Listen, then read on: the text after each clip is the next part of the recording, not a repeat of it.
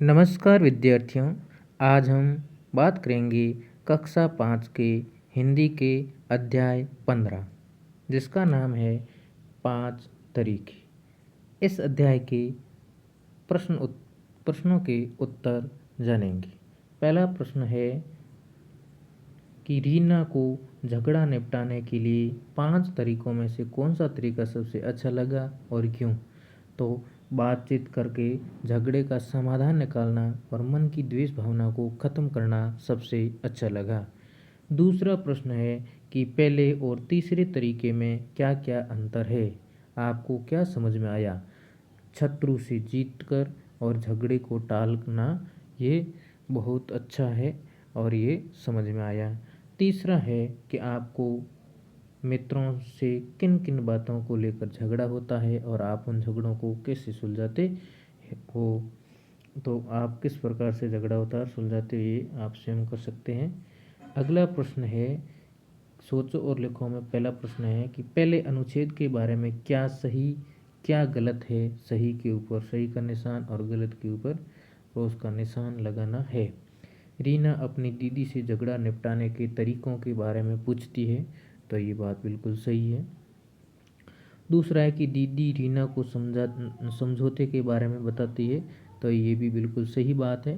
तीसरा है कि रीना अपने और रानी के बीच युद्ध के बारे में सोचती है, तो ये भी सही बात है। चौथा है कि रीना दीदी को सौंद के बारे में बताती है, तो ये गलत है। उसके बाद में अगला प्रश्न है कि संवाद के दौरान क्या होता है, उन पर सही का निशान लगे। एक दूसरे से शांति से बातचीत करते और समझते हैं, बिल्कुल सही बात है।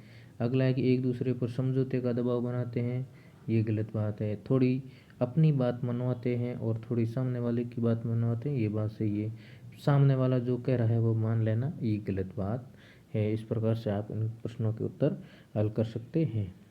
तीसरा प्रश्न है कि नीचे पूरे पाठ का सारांश लिखा गया है, दोनों सारांश को पढ़ें और जो आपको अधिक सही लगता है तो उसे चुनकर सही निशान लगाएं।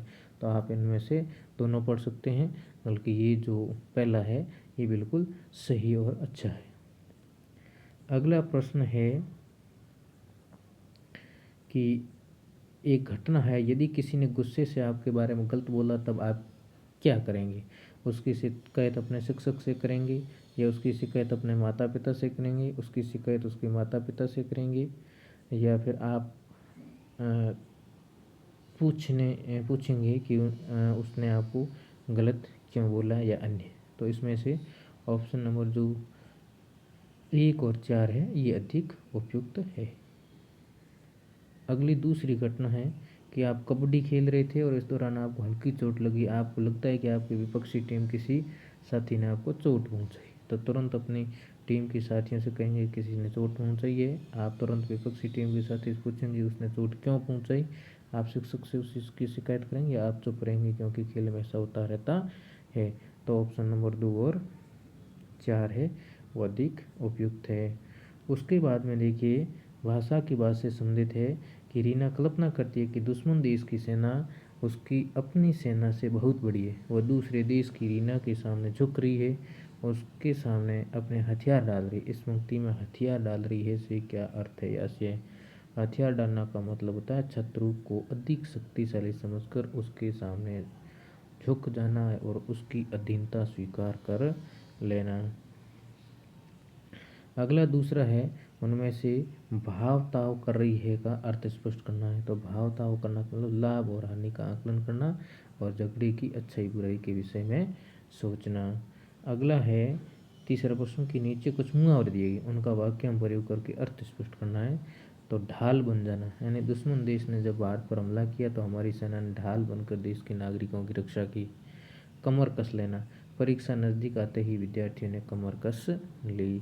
तीसरा है कि हवा का रूप पहचानना, गुरुजी बहुत क्रोधित थे, उनके शांत होने पर तथा हवा का रूप पहचान कर ही मैंने उनसे बात की। फिर है पलटवार करना, घायल शत्रु को कभी हल्के में नहीं लेना चाहिए, वो फिर से बदला लेने के लिए पलटवार अवश्य करता है।